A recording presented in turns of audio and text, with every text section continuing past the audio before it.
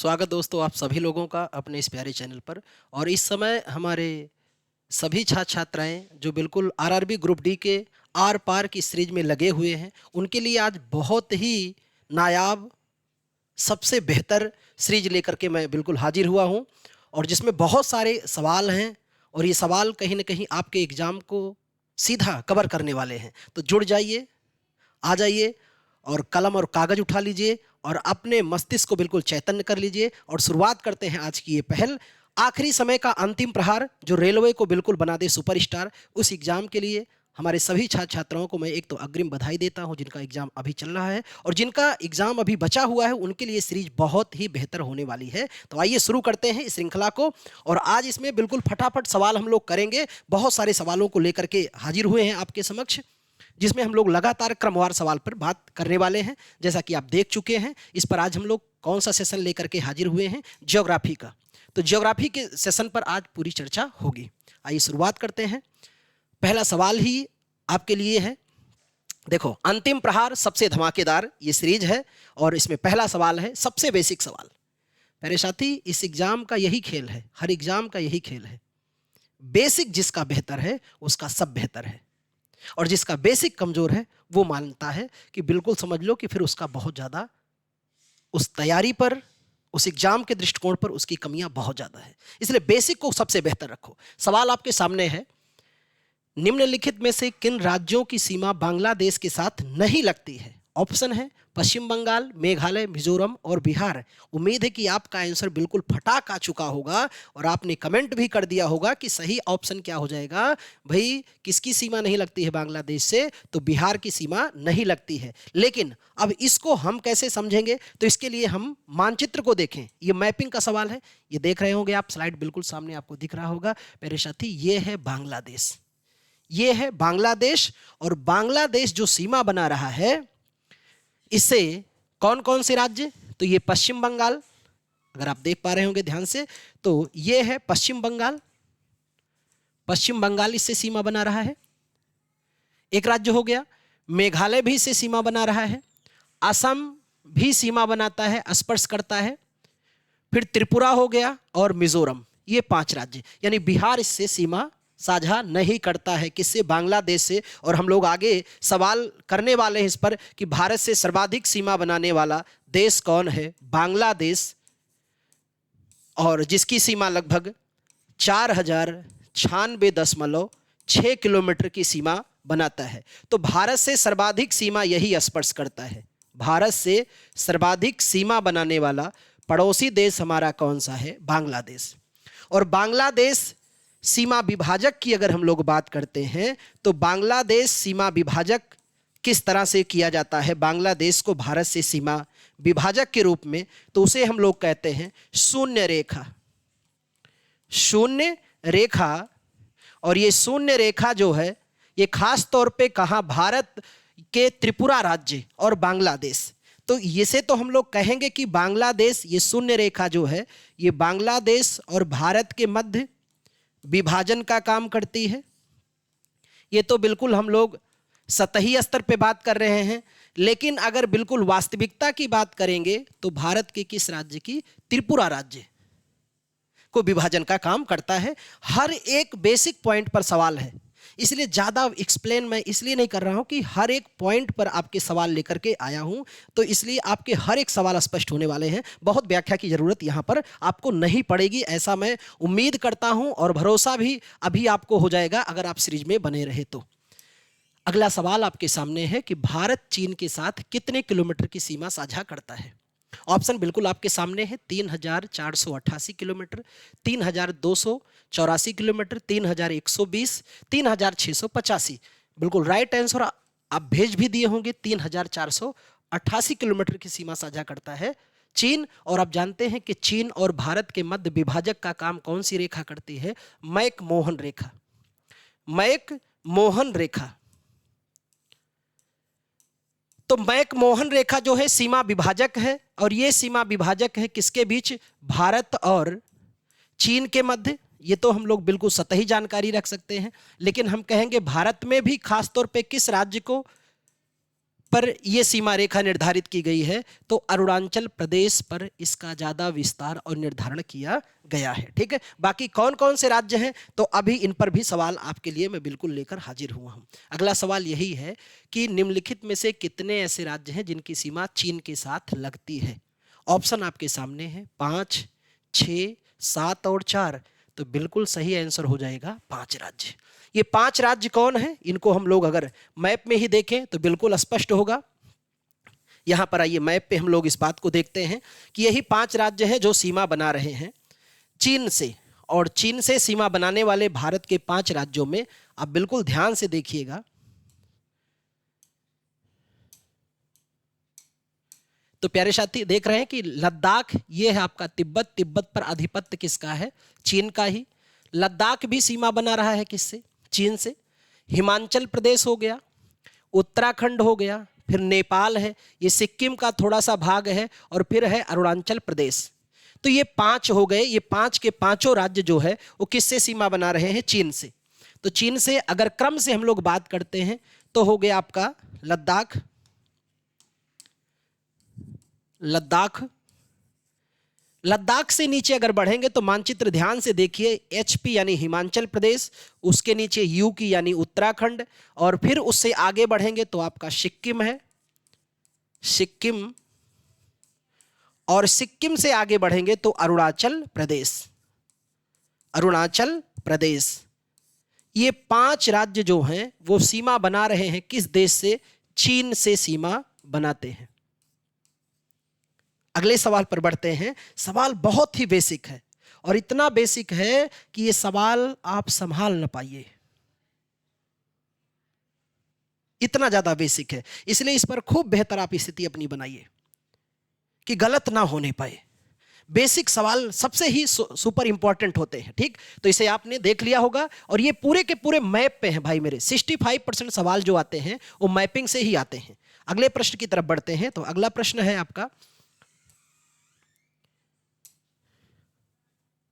ये भी बहुत ही आसान बेहतर खास सवाल है कि निम्नलिखित में से कौन सी राज्य की सीमा चीन के साथ लगती है। चलो फटाफट आंसर करो, आपका एकदम कमेंट इतनी तेज आना चाहिए। प्यारे साथी, कहते हैं ना कि जब प्रतियोगी छात्र हमारे जो होते हैं उनके बारे में कहा जाता है कि जब प्रश्न पूछा जाए तो उत्तर बिल्कुल रॉकेट की तरह आना चाहिए। इधर प्रश्न पूछा गया, उधर उत्तर आ गया, ऐसी तैयारी जबरदस्त हो। ऐसा नहीं कि विचारण करना पड़े, क्या बताऊं मैं, ए बता दूं क्या बी बता दूं, नहीं, एकदम बिल्कुल प्रहार की तरह करो। इतना आपका रिवीजन हो, बार बार अगेन टू अगेन लगे रहो, और जितने जज्बात से कार्य करोगे ना उतना ही बेहतर है। कहते हैं ना, दिल में जुनून आंखों में चिंगारी रखो, दिल में जुनून आंखों में चिंगारी रखो, जिंदा रहना है तो तरकीबें बहुत सारी रखो। दिल में जुनून आंखों में चिंगारी रखो, जिंदा रहना है तो तरकीबें बहुत सारी रखो। राह पत्थर के तो कुछ भी नहीं, राह पत्थर के तो कुछ भी नहीं, मंजिलें आवाज देंगी, सफर जारी रखो। तो अपना सफर जारी रखो, एक ओहदा आपको सुरक्षित करना है। कौन सा राज्य चीन के साथ सीमा लगाती है, हिमाचल प्रदेश, उत्तराखंड, सिक्किम, अरुणाचल प्रदेश। तो अभी हम लोगों ने पढ़ा इनमें से सभी, इन सभी की सीमा किसके साथ लगती है, तो इन सभी की सीमा लगती है चीन के साथ। अगला सवाल है, निम्नलिखित किन केंद्र शासित प्रदेशों की सीमा चीन के साथ लगती है। जम्मू कश्मीर, लद्दाख, ए और बी दोनों, ए व बी दोनों, और डी है इनमें से कोई नहीं। इसका आंसर क्या होगा, तो B for Baahubali the right answer. क्यों, तो अब मुझे आपको थोड़ा सा एक बार फिर मानचित्र की तरफ मुझे चलना होगा। ये ध्यान से अगर आप देखेंगे तो ये देखिए मानचित्र को ध्यान से आप प्यारे साथी, कि चीन के साथ सीमा जो लगा रहा है ये है आपका चीन, और चीन से केवल और केवल सीमा कौन बना रहा है, लद्दाख। क्योंकि जम्मू कश्मीर जो है ये पाकिस्तान से सीमा बनाता है, चीन से सीमा साझा नहीं करता है। तो आप समझ गए होंगे कि इस प्रश्न का राइट आंसर क्या होगा, तो लद्दाख ही बिल्कुल सही आंसर होगा। और हम लोगों ने अभी पहले भी बात कर लिया कि चीन कितने राज्यों से सीमा बनाता है, 5 राज्यों से सीमा बनाता है।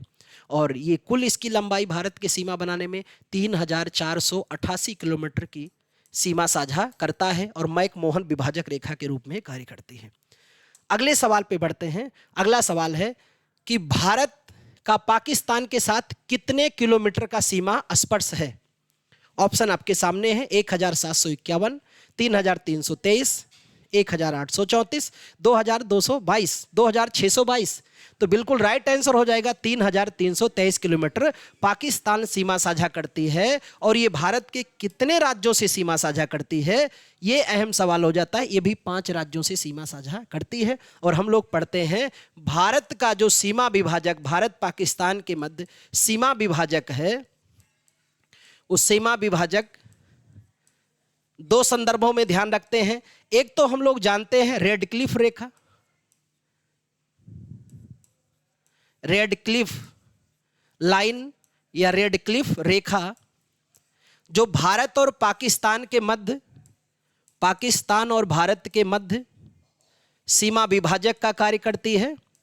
और दूसरा प्यारे साथी 24 डिग्री अक्षांश रेखा, 24 डिग्री अक्षांश रेखा, ये भी भारत और पाकिस्तान के मध्य विभाजक का कार्य करती है।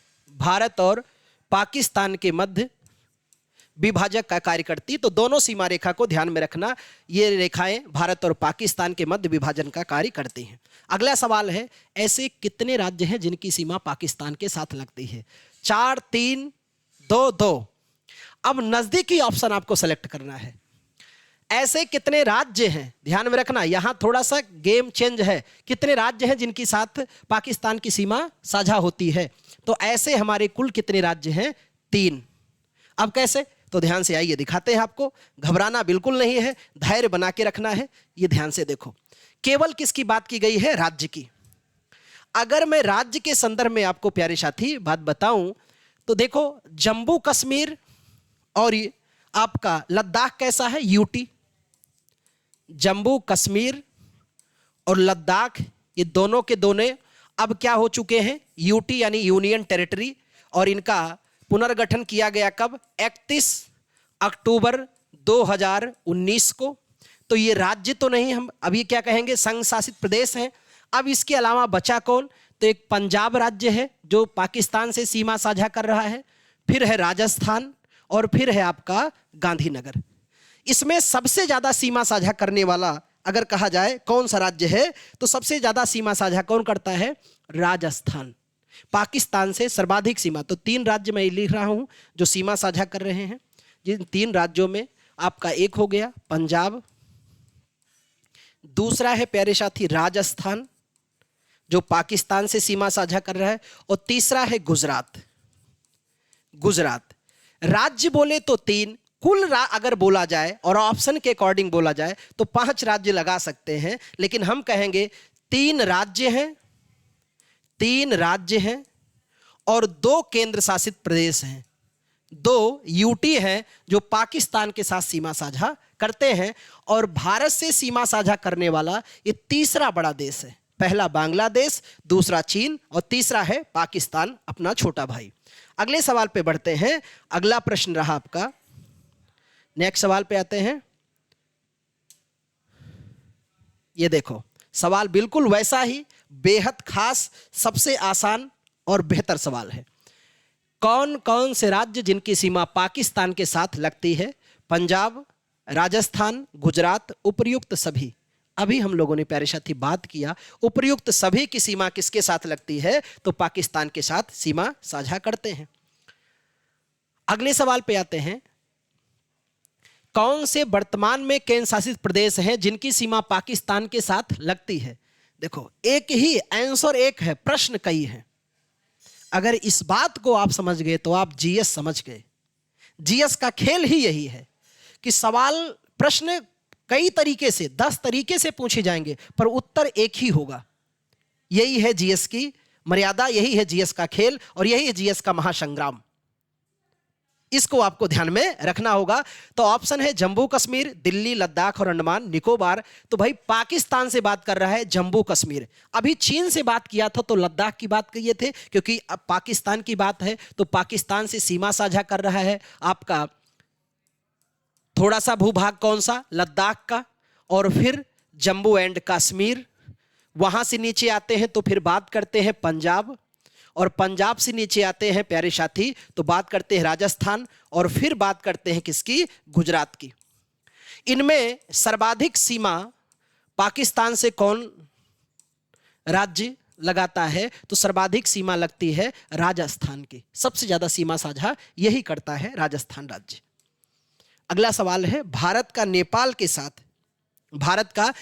के साथ कितना किलोमीटर सीमा स्पर्श है? ऑप्शन आपके सामने है, 1643, 23 किलोमीटर, 1751, 1834। तो बिल्कुल राइट आंसर हो जाएगा 1751 किलोमीटर नेपाल के साथ सीमा साझा करता है। अब आपके मन में सवाल ये होगा कि भाई नेपाल कितने राज्यों से सीमा साझा करता है? तो इस पर हम लोग सवाल ही लेकर आए हैं, वहीं पर देख लेते हैं। आइए प्रश्न पर ही बात करेंगे।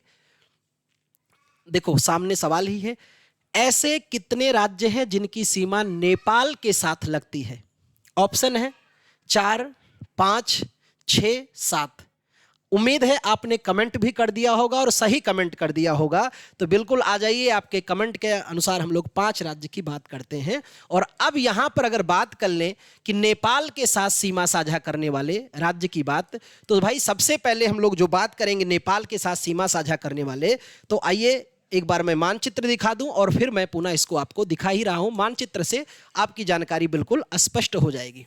ये ध्यान से देखो कि वो 5 राज्य हैं जिससे नेपाल सीमा साझा कर रहा है। ध्यान से आप मानचित्र को देखो, विजुलाइज करना है, क्योंकि मैपिंग पूरा का पूरा विजुलाइजेशन है प्यारे साथी।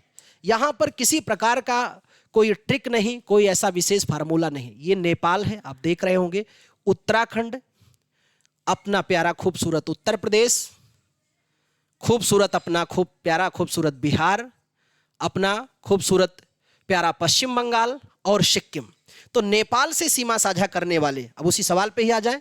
आपने देख लिया कि कितने राज्य बिल्कुल सीमा साझा कर रहे हैं नेपाल से। तो नेपाल के हो गए आपके टोटल 5 राज्य, और ये 5 राज्य जो हैं, 5 राज्य जो सीमा साझा कर रहे हैं, इसमें आपका सबसे पहले उत्तराखंड, फिर बात करते हैं उत्तर प्रदेश, फिर बात करते हैं बिहार, और फिर बात करते हैं प्यारे साथी पश्चिम बंगाल, वेस्ट बंगाल, और अगला राज्य जो आता है वो है सिक्किम। इनमें से अगर बात किया जाए सर्वाधिक सीमा कौन सा राज्य बनाता है, तो सर्वाधिक सीमा बनाता है आपका बिहार राज्य। किससे? नेपाल से सबसे ज्यादा सीमा साझा यही करता है। अगले सवाल पे बढ़ते हैं, ऐसे राज्य जिनकी सीमा नेपाल के साथ लगती है। आइए ऑप्शन देखिए, उत्तराखंड, उत्तर प्रदेश, बिहार, पश्चिम बंगाल और सिक्किम, और ई है उपर्युक्त सभी। तो बिल्कुल खटाक से लॉक कर दीजिए, E for elephant with the बिल्कुल राइट आंसर है, और यही बिल्कुल सही है इसका। ऐसे प्रश्न पर आपकी कलम में बिल्कुल भी कहीं हिचक नहीं आना चाहिए। अगर ऐसे प्रश्न पे आपकी हिचक आने लगी प्यारी साथी, तो डाउट माना जाएगा कि आपकी तैयारी में कहीं न कहीं क्या है, थोड़ी बहुत कमजोरी है। कमजोरी कहीं नहीं दिखनी चाहिए प्यारे साथी। अगला सवाल है, भारत का म्यांमार के साथ कितने किलोमीटर सीमा स्पर्श है? 1751, 1643, 1756, 1832। तो बिल्कुल सही आंसर हो जाएगा 1643 किलोमीटर सीमा साझा करता है। म्यांमार कितने राज्यों से सीमा साझा करता है? 4 राज्यों से। 4 राज्य से सीमा साझा करता है। वो 4 राज्य हैं जिसमें आपका सबसे पहले अगर बात करें तो अरुणाचल प्रदेश जिससे सीमा साझा कर रहा है। बिल्कुल इसके दक्षिण में अगर आएंगे तो आप पाएंगे नागालैंड से थोड़ा सा नीचे और आ जाएंगे तो आप आ जाएंगे कहां पर? मणिपुर में। और मणिपुर से अगर थोड़ा सा नीचे प्यारे साथी और आएंगे तो आप आ जाएंगे कहां? मिजोरम में। मिजोरम में इन्हीं 4 राज्यों से सीमा साझा करता है कौन सा? आपका म्यांमार राज्य। तो इन्हें भी बिल्कुल आपको ध्यान में रखना है। अगले सवाल पे बढ़ते हैं। अगला खूबसूरत सवाल यही है कि निम्नलिखित में से ऐसे राज्य जिनकी सीमा म्यांमार के साथ लगती है, 4, 5, 6 और 7। तो बिल्कुल राइट आंसर लगा दीजिए भाई। 4 राज्य हैं जिनके साथ सीमा साझा कर रहा है कौन? म्यांमार। नेक्स्ट प्रश्न है, इनमें से कौन से राज्य के साथ म्यांमार की सीमा लगती है? अरुणाचल प्रदेश, नागालैंड, मणिपुर, मिजोरम, इनमें से सभी। तो इनमें से सभी के साथ सीमा साझा कर रहा है कौन? आपका म्यांमार। और आप कमेंट करके मुझे आपसे एक सवाल मैं पूछ रहा हूं कि म्यांमार में बृहद हिमालय को किस नाम से जाना जाता है। कमेंट करके आप जरूर बताइए। मैं देखूंगा कितने ऐसे मेरे छात्र छात्राएं हैं जिनके बिल्कुल राइट आंसर आएंगे। अगला प्रश्न है भाई कि भारत का भूटान के साथ कितना किलोमीटर सीमा स्पर्श होता है? 699, 650, 659, 654। तो बिल्कुल सही आंसर हो जाएगा 699 भूटान के साथ सीमा साझा करते हैं। और भूटान कितने राज्यों से सीमा साझा करता है? 4 राज्यों से सीमा साझा करता है भूटान। अब ये 4 राज्य कौन हैं, इनकी बात हम लोग करें अगले सवाल पे ही देख लेते हैं। अगला सवाल आएगा उसी भूटान से संबंधित, उस पर व्याख्या देंगे हम आपको। भारत का अफगानिस्तान के साथ कितने किलोमीटर सीमा स्पर्श होता है? 106, 206, 306 और 86। तो बिल्कुल भ्रमित नहीं होइए, कमेंट कीजिए कितना? 106 किलोमीटर। अब यहां एक सवाल यह ध्यान रखना है कि भारत से सबसे कम सीमा साझा कौन करता है? तो भाई सबसे कम सीमा साझा करने वाला किस देश से? भारत से सबसे कम सीमा साझा करता है। सीमा साझा करने वाला पड़ोसी देश आपका है अफगानिस्तान। और महज कितने राज्य को? तो राज्य कहें या एक यूटी को ही सीमा बनाता है, और उस यूटी का नाम क्या है? लद्दाख। लद्दाख जिससे सीमा साझा करता है कौन? अफगानिस्तान। और एक जमाने में एक यहां की सीमा विभाजक रेखा हुआ करती थी अफगानिस्तान की, जिसे हम लोग कहते हैं सीमा विभाजक रेखा, डूरंड रेखा। डूरंड रेखा। तो एक समय की बात थी कि जो डूरंड रेखा थी, सीमा विभाजक रेखा, डूरंड रेखा, ये रेखा पहले, यहां एक शब्द को खूब गौर करना प्यारे साथी, कि पहले ये भारत और अफगानिस्तान के मध्य विभाजक थी। भारत और अफगानिस्तान के मध्य। लेकिन जानते हैं अगर आज की बात करें वर्तमान में, तो अब वैसे हालात नहीं हैं, समय समय की बात है।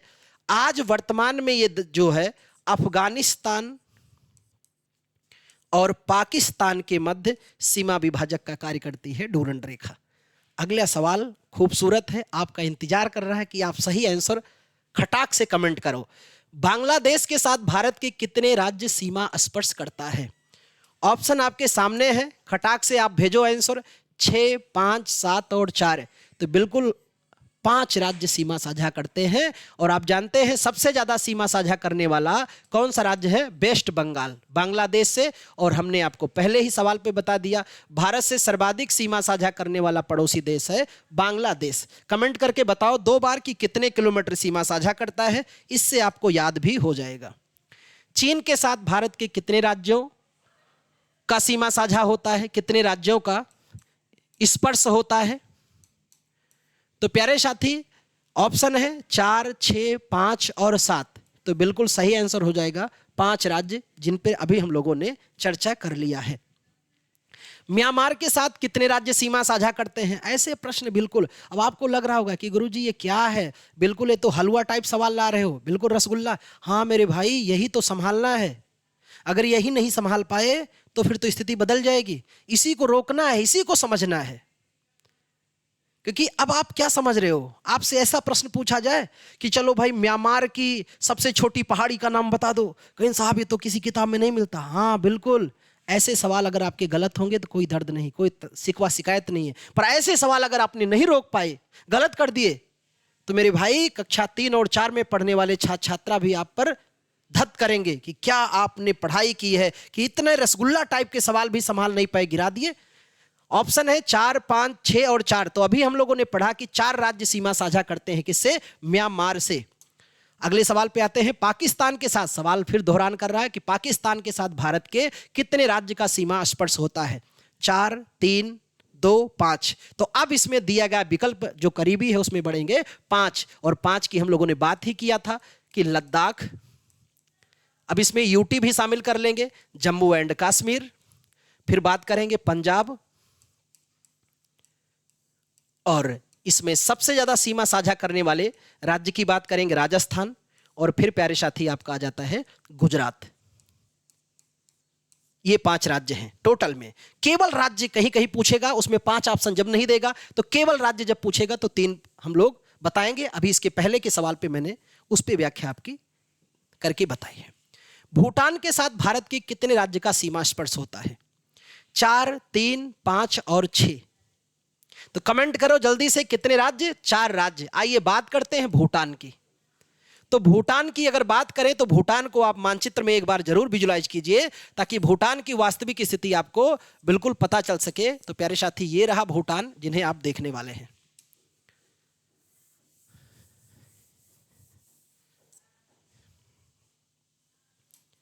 ये मैं आपके सामने इसको ला रहा हूं, भूटान को। थोड़ा सा जूम करते हैं। भूटान, उम्मीद आपको दिख रहा होगा भूटान, ठीक है। तो ये है आपका भूटान राज्य। भूटान, अब भूटान से देखेंगे तो एक तो सिक्किम हो गया, ये वाला भाग जो है सिक्किम। फिर देखिए ये पश्चिम बंगाल भी, जहां मैं डॉट कर रहा हूं, अगर दिख रहा होगा आपको तो ध्यान से मेंशन कर पा रहे होंगे, नहीं तो कमरे में मानचित्र लगा के जरूर रखना, वहां देखना। तो सिक्किम एक हो गया, पश्चिम बंगाल 2 हो गया, असम भी तीसरे नंबर पे और चौथे नंबर पे अरुणाचल प्रदेश। तो भूटान से सीमा कितने राज्य शामिल करते हैं? तो भूटान से कुल 4 राज्य सीमा साझा करते हैं। आइए अगले सवाल पे आते हैं कि भूटान से कुल कितने राज्य सीमा साझा करते हैं? 4 राज्य सीमा साझा करते हैं। ये सवाल ही था।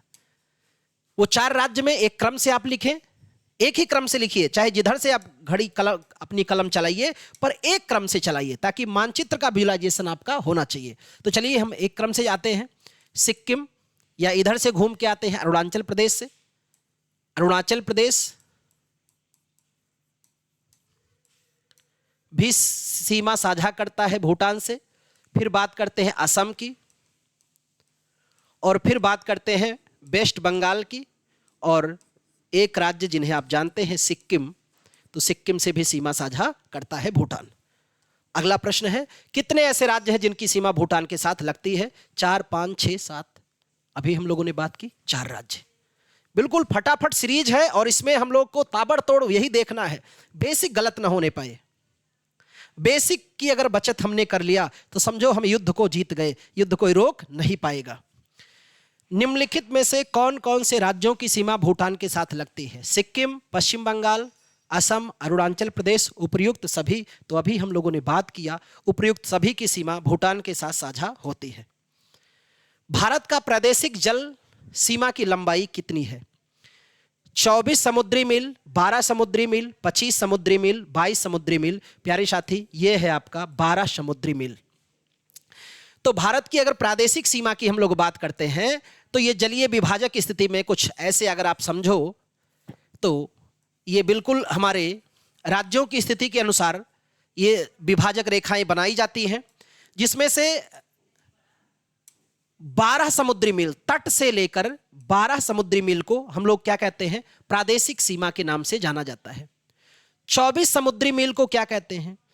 और कहते हैं कि 200 समुद्री मील को क्या कहते हैं, और कहां से उच्च सागर शुरू होता है, ये सब सवाल पे ही स्पष्ट करके आपको मैं बता रहा हूं। अभी आप इतना ही समझो कि 12 समुद्री मील को प्रादेशिक सीमा कहते हैं, जहां पर हमारा पूर्ण अधिकार होता है।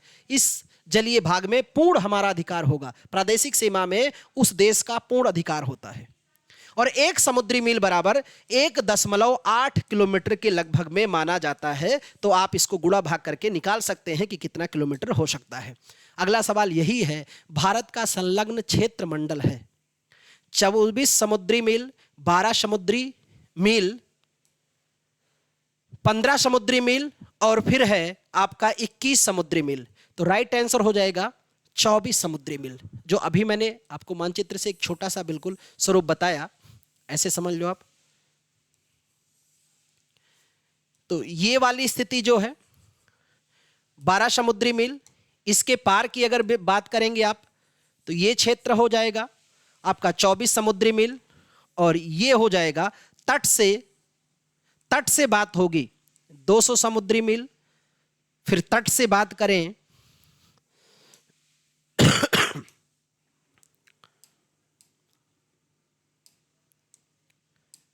तट से अगर बात करें कि 24 समुद्री मील, और फिर प्यारे साथी ध्यान ये रखना है कि तट से ही अगर बात किया जाए 12 समुद्री मील का, तो यह है प्रादेशिक सीमा, यह है संलग्न क्षेत्र, और ये है आपका अनन्य आर्थिक क्षेत्र।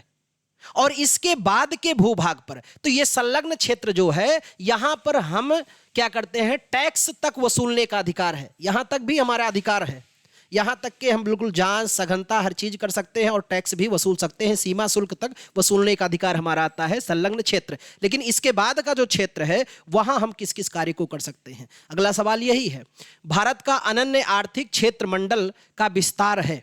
ऑप्शन है 200 समुद्री मील, 300 समुद्री मील, 400 समुद्री मील और 240। तो अभी इस पर बात करें कि बिल्कुल राइट आंसर इसका क्या हो जाएगा, 200 समुद्री मील।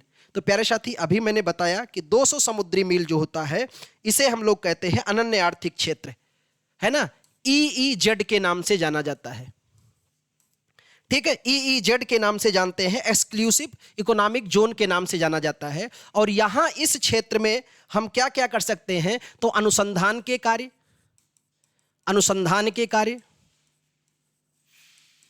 व खोज के कार्य हम इस क्षेत्र तक कर सकते हैं। इसके बाद यानी 200 समुद्री मील के बाद जो क्षेत्र होता है, इसे हम लोग उच्च सागर कहते हैं।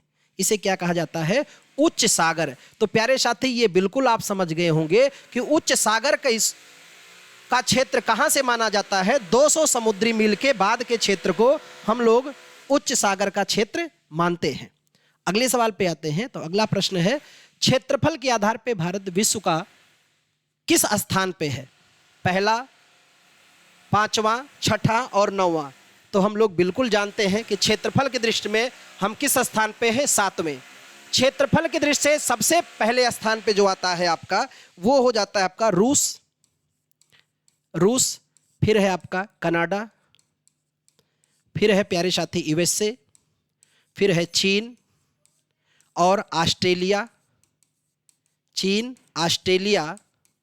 और फिर बात करें तो आ जाता है आपका ब्राजील। और ब्राजील के बाद अपना खूबसूरत प्यारा भारत देश आ जाता है। तो क्षेत्रफल में हमारा स्थान का होता है 7वें स्थान पे हम हैं। किस दृष्टिकोण से, क्षेत्रफल के दृष्टिकोण से। हाँ, बात तो कुछ आ रही है, ठीक है। आइए अगला सवाल है, यदि आप कोहिमा से कोट्टम की यात्रा सड़क मार्ग से करते हैं, तो आपको मूल स्थान और गंतव्य स्थान मिलकर भारत के अंदर कम से कम कितने राज्यों से होकर गुजरना होगा। ये सवाल थोड़ा सा है दमगर, तो चलिए आंसर कीजिए। 6, 7, 8 और 9। तो 8 राज्यों से कम होकर के गुजरना पड़ेगा। अगर आप कहां से यात्रा करते हैं प्यारे साथी, तो गंतव्य स्थान, मूल गंतव्य कोहिमा से कोट्टयम की यात्रा अगर करते हैं, तो 8 राज्यों से कम है ना। और टोटल मिलाएंगे तो कहीं कहीं 9 भी मिल जाएगा, पर इस बिल्कुल राइट आंसर 8 होगा। अगला सवाल है, बहुत खूबसूरत सवाल है। संपूर्ण भारत का अक्षांशीय विस्तार है 6 अंश 45 मिनट उत्तरी अक्षांश से, 6 अंश 45 मिनट पूर्वी देशांतर से, 37 अंश 6 मिनट पूर्वी देशांतर, 6 अंश 45 मिनट उत्तरी अक्षांश से, 37 अंश 6 मिनट उत्तरी अक्षांश, 8 अंश पूर्वी देशांतर से, 37 अंश 6 मिनट पूर्वी देशांतर, फिर सेम वही है। तो इसका बिल्कुल राइट आंसर हो जाएगा संपूर्ण भारत कह रहा। अब संपूर्ण भारत का मतलब इसमें द्वीप सहित शामिल है, और अगर द्वीप सहित शामिल हो गए तो मैं आपको बताऊं तो इसका बिल्कुल राइट आंसर हो जाएगा 6 अंश 45 मिनट उत्तरी अक्षांश से, 37 अंश 6 मिनट उत्तरी अक्षांश। देखिए यहां पर अगर मैं थोड़ा सा आपको बताऊं मानचित्र पे, तो ये बात को आप ज्यादा बेहतर समझ पाएंगे। मानचित्र में इसकी स्थिति कुछ ऐसी है प्यारे साथी। अब देखिए, अगर ये मानचित्र आपको दिख रहा है तो देखिए ध्यान से, ये है भारत, और भारत का ये पॉलिटिकल मैप है। अगर मैं आपको बताऊं तो यहां से, या इसमें मेंशन नहीं है क्या, अंडमान निकोबार द्वीप समूह, तो हम लोग मेंशन कर लेते हैं अंडमान निकोबार द्वीप समूह, अंडमान एवं निकोबार। तो अब यहां पर ध्यान यह रखना है कि जब पूछा जाए भारत का मुख्य अक्षांशीय विस्तार, 2 बात ध्यान रखना है, 2 बात यहां से आता है। मुख्य अक्षांशीय विस्तार, अक्षांशीय विस्तार की बात करें, और एक दूसरा सवाल, एक तो मुख्य अक्षांशीय विस्तार हो गया, और दूसरा प्रश्न अगर हम लोग यहां बात करते हैं संपूर्ण अक्षांशीय विस्तार, संपूर्ण अक्षांशीय विस्तार, इन दोनों में क्या अंतर है और किस बात को आपको ध्यान में रखना है। जिसमें द्वीपों सहित, हाँ इसमें यह भी लिखा मिलेगा आपको, द्वीपों सहित संपूर्ण भारत में। अब इसका आंसर क्या होगा, इस बात को आपको खूब ध्यान में रखना है। जब प्यारे साथी मिलेगा मुख्य अक्षांशीय विस्तार, तो हम लोग बात कहां से करेंगे, ये भारत के किस भाग से, भारत के एकदम मुख्य भूमि के आखिरी छोर से और कहां तक, लद्दाख तक, है ना। अब तो बिल्कुल ये ऐसे बट गया है। तो 8 डिग्री, अब मुख्य विस्तार हम लोग क्या बताएंगे कि 8 अंश 4 मिनट उत्तरी अक्षांश से, उत्तरी अक्षांश से 37 अंश, एकदम शीर्ष पर 37 अंश 6 मिनट उत्तरी अक्षांश का विस्तार है मुख्य अक्षांशीय विस्तार। लेकिन संपूर्ण कहे तो यहां से शुरू होगा, कहां से, अंडमान निकोबार को लेकर ग्रेट निकोबार से शुरू होगा और यह शुरू होगा 6 डिग्री से, कहां से, 6 डिग्री से, और यह शुरू है कहां से, 8 डिग्री से, और कहां तक, 37 डिग्री तक। अब इसका बिल्कुल पूरा डिटेल आप ध्यान से देखिएगा तो आपकी समझ बिल्कुल बेहतर हो जाएगी और कंफ्यूजन नहीं रहेगा। सवाल में अगर कंफ्यूजन है तो फिर तो गड़बड़ स्थिति बन जाती है, तो कंफ्यूजन बिल्कुल नहीं रखना है। अब संपूर्ण अक्षांशीय विस्तार जिसमें द्वीप सहित शामिल है, तो हम लोग बात करेंगे 6 अंश, बिल्कुल इसका अभी हमने बात किया कि 6 अंश 45 मिनट उत्तरी अक्षांश से, 6 अंश 45 मिनट उत्तरी अक्षांश से शीर्ष तक 37 अंश 6 मिनट उत्तरी अक्षांश तक इसका विस्तार है। यह भारत की अक्षांशीय स्थिति है। इस पे क्या क्या बदलाव होते हैं, क्या क्या बदलाव नहीं होते हैं, इस पर बात करेंगे। पर सवाल पर जहां तक हम लोग बात कर रहे थे तो सवाल ये था आपका, ये देखिए क्या कहा है, संपूर्ण। उम्मीद है दोनों बातें आप समझ गए होंगे प्यारे साथी। तो अगला सवाल पे बढ़ते हैं। अगला प्रश्न जो है, ये तो अक्षांशीय विस्तार पे बात किया हम लोगों ने, अगले प्रश्न की तरफ बढ़ते हैं। भारत एवं पाकिस्तान के बीच सीमा रेखा उदाहरण माना जाता है, अध्यारोपित, अवशिष्ट, पूर्ववर्ती, परवर्ती। तो बिल्कुल राइट आंसर हो जाएगा अध्यारोपित। और अभी हम लोगों ने बात किया था भारत और पाकिस्तान के मध्य 2 सीमा विभाजक रेखा कौन कौन सी, आप कमेंट करके जरूर बताएंगे, जो छात्र बिल्कुल ध्यान से देख रहे हैं वो। अगला सवाल है, कौन सा राज्य उत्तर पूर्वी राज्य के 7 बहनों का भाग नहीं है, मेघालय, पश्चिम बंगाल, अरुणाचल प्रदेश और त्रिपुरा। 7 सिस्टर में शामिल कौन नहीं होगा, तो आपका पश्चिम बंगाल 7 सिस्टर में शामिल नहीं होगा। आइए इसी पे बात कर लें। अगर हमें इसी मानचित्र पे आपको मैं इस बात को बता दूं तो आप बिल्कुल स्पष्ट समझ पाएंगे इस बात को प्यारे साथी। 7 सिस्टर में कौन कौन नहीं शामिल है, तो उनको ध्यान से देखिए कि इस 7 सिस्टर में 7 बहन राज्य में, तो पहले तो इसको समझे कि कौन कौन शामिल है, फिर तो ये तो समझ ही जाएंगे कौन कौन शामिल नहीं है। तो 7 सिस्टर में ये हो गया आपका अरुणाचल प्रदेश। उसके नीचे अगर ध्यान से देखेंगे तो ये है आपका नागालैंड, नागालैंड से नीचे फिर बात करते हैं तो ये है आपका मणिपुर। और मणिपुर की लोकटक झील आप भूल भी नहीं सकते हैं, उस पर केबुल लामजाओ तैरता हुआ राष्ट्रीय उद्यान भी आप नहीं भूलेंगे। उसके नीचे है मिजोरम, और फिर ये है आपका त्रिपुरा। इस पर एक सवाल खूब पूछा जाता है कि भारत का एकलौता राज्य कौन है जो एक ही देश से 3 ओर से घिरा है, त्रिपुरा। और फिर त्रिपुरा से ऊपर यहां अगर देखेंगे, जहां मैं एरो बना रहा हूं, ये है मेघालय, ये है आपका मेघालय, जहां का मासिन राम तो आप बिल्कुल नहीं भूलोगे, गारो खासी जयंतियां भी आपको याद ही होंगी। और ये यहां का मूल राज्य है असम।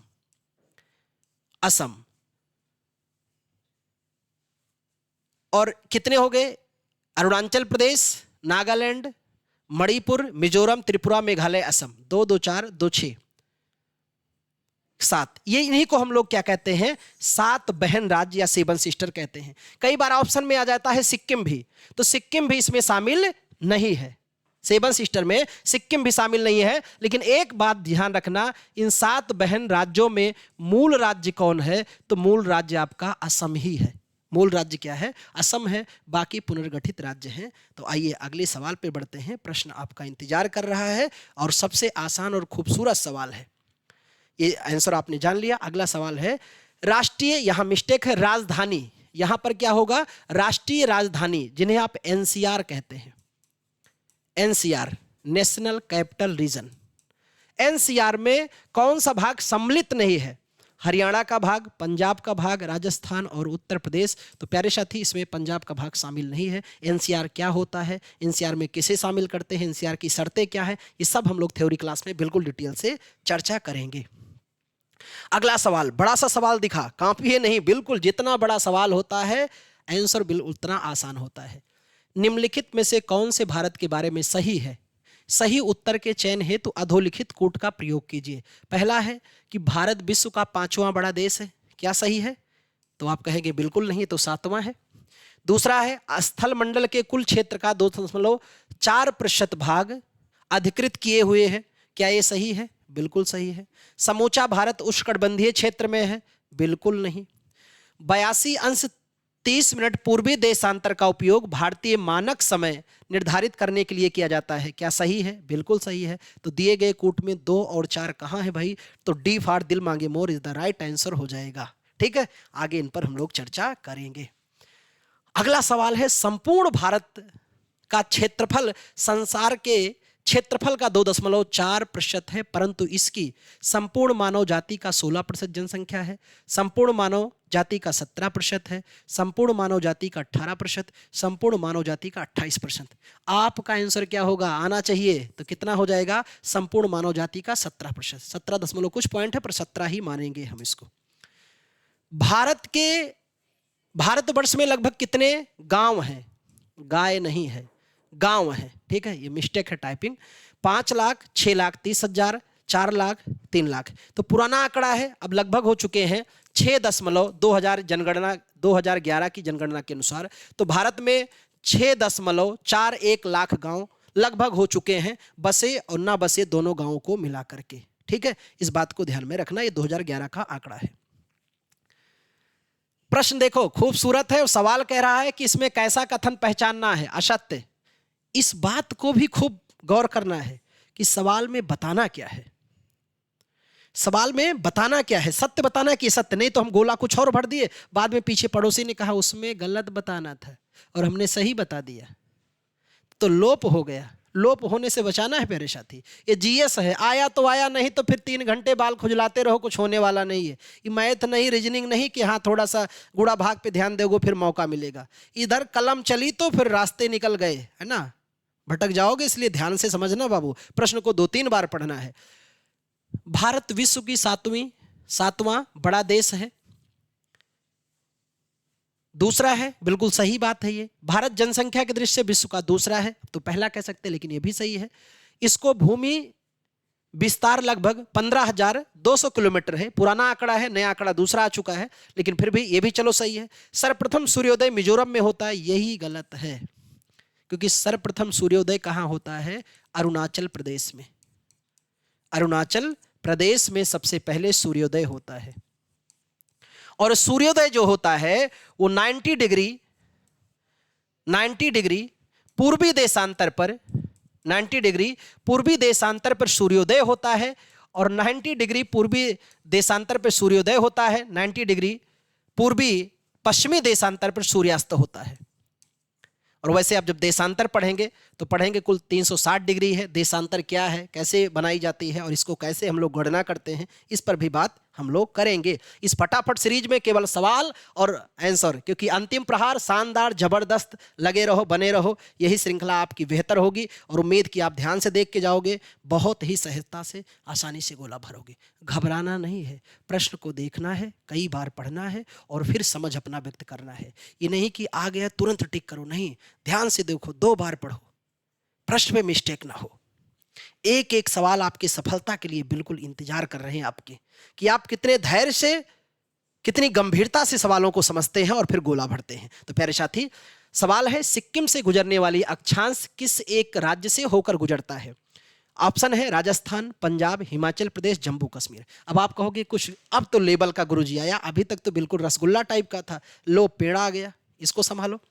तो यह है राजस्थान। 27 अंश उत्तरी अक्षांश रेखा है जो सिक्किम और राजस्थान दोनों से गुजरती है। कौन सी अक्षांशीय रेखा है? 27 अंश। इस बात को ध्यान में रखना। अगला सवाल है, जिस जिले से 70 अंश पूर्वी देशांतर रेखा गुजरती है यह है जोधपुर। यहां लिखना था जैसलमेर, लिख उठा है बैसलमेर। भाई इसको सही कर लो, जैसलमेर, जैसलमेर। फिर है ऑप्शन आपका धौलपुर और नागौर। तो बिल्कुल इसका राइट आंसर प्यारे साथी क्या हो जाएगा? जैसलमेर। क्योंकि देशांतर रेखा की जब बात करते हैं तो यहां थोड़ी सी बात मैं आपको बता दूं देशांतर रेखा के बारे में, कि पृथ्वी पर उत्तर से दक्षिण खींची गई काल्पनिक रेखा को देशांतर रेखा कहते हैं, या बात करें कि अक्षांश रेखा के लंबवत खींची गई काल्पनिक रेखा को देशांतर रेखा कहते हैं। और देशांतर रेखा जो है ये पृथ्वी को दो गोलार्धों में बांटती है। देशांतर रेखा पृथ्वी को कितने गोलार्धों में? दो गोलार्धों में। एक पूर्वी गोलार्ध में विभाजित करती है और एक पश्चिमी गोलार्ध में विभाजित करती है। तो यह भी बात ध्यान रखना कि कितने गोलार्धों में बांटती है? दो गोलार्धों में बांटती है। पूरब में 180 डिग्री और पश्चिम में भी 180 डिग्री, दोनों जोड़ दोगे तो 360 डिग्री हो जाएगा। यही दुनिया का खेल है, यही बिल्कुल रचयिता का वह परिणाम है जिस पे पूरी दुनिया घूम रही है, 360 डिग्री पे। अगर आपके 2-4 डिग्री अच्छे हो गए तो आपका भविष्य बिल्कुल अच्छा हो गया, और एक भी डिग्री गड़बड़ हुआ तो आप पड़े हैं वहीं पर जहां थे सदियों से। तो बिल्कुल है ना, बनिए, बेहतर बनिए और लगातार प्रयास कीजिए। तो देखो एक सवाल तो ये हो गया। दूसरा सवाल ये बनता है कि दो देशांतर रेखाओं के मध्य क्षेत्र को क्या कहते हैं? तो दो देशांतर रेखा के मध्य क्षेत्र को हम लोग प्यारे साथी क्या कहते हैं? गोरे के नाम से जाना जाता है। गोरे के नाम से। कुल देशांतर रेखा की संख्या कितनी हो गई? तो कुल 360। अभी आपने जाना, इसके पहले मैंने बताया भी कि प्यारे साथी 90 डिग्री पूर्वी देशांतर पे सूर्योदय होता है और 90 डिग्री पश्चिमी देशांतर पे सूर्य अस्त होता है। ठीक है, अब बात होती है देशांतर रेखा के आधार पे ही समय का निर्धारण होता है। किसका? समय का निर्धारण किया जाता है। किस रेखा के आधार पे? देशांतर पे। और देशांतर के आधार पे समय निर्धारित होता है जो है जीएमटी, 0 डिग्री देशांतर रेखा, जिन्हें हम लोग कहते हैं GMT, Greenwich mean time. Greenwich mean time जो लंदन से होकर गुजरती है और कुल 9 देशों से होकर के गुजरती है, महाद्वीप को मिला ले। अब बात करते हैं कि यही समय का निर्धारण भारत से भी होता है। तो इंडियन स्टैंडर्ड टाइम क्या है? इंडियन स्टैंडर्ड टाइम का जो विस्तार है उसे हम लोग कहेंगे 82.5 अंश पूर्वी देशांतर रेखा, या 82 अंश 30 मिनट पूर्वी देशांतर रेखा को भारतीय मानक समय रेखा कहते हैं। जो लंदन की घड़ी से, भाई लंदन की घड़ी से हमारी घड़ी 0 डिग्री से पूरब की दिशा में है, और पृथ्वी हमारी रोटेट कैसे करती है? तो पृथ्वी का घूर्णन कैसे होता है? पश्चिम से पूर्व, इसलिए सूर्योदय किधर होता है? पूरब। तो पूरब जाने में समय में क्या होती है? वृद्धि होती है। और समय में वृद्धि के मानक को मैं आपको आगे कैलकुलेशन करके बताऊंगा, इसको कैसे निकालते हैं समय और टाइम, बिल्कुल कि एक, क्योंकि इसका मानक ही होता है कि एक देशांतर बराबर होता है 4 मिनट, इस तरह 15 देशांतर बराबर 1 घंटा हो जाएगा। और जब गुणा भाग पूरा करेंगे तो भारत की घड़ी लंदन की घड़ी से 5 घंटे 30 मिनट आगे है। किस आधार पे कह रहे हैं? देशांतर रेखा के आधार पे कह रहे हैं। तो अब देखो 70 डिग्री पूर्वी देशांतर रेखा कहां से गुजरती है? जैसलमेर से। लेकिन यहां से सवाल केवल समाप्त नहीं होता, यहां से सवाल और भी करता है, और 1-2 सवाल यहां और नोट कर लेना आप, हो सकता है पूछा जाए। लखनऊ से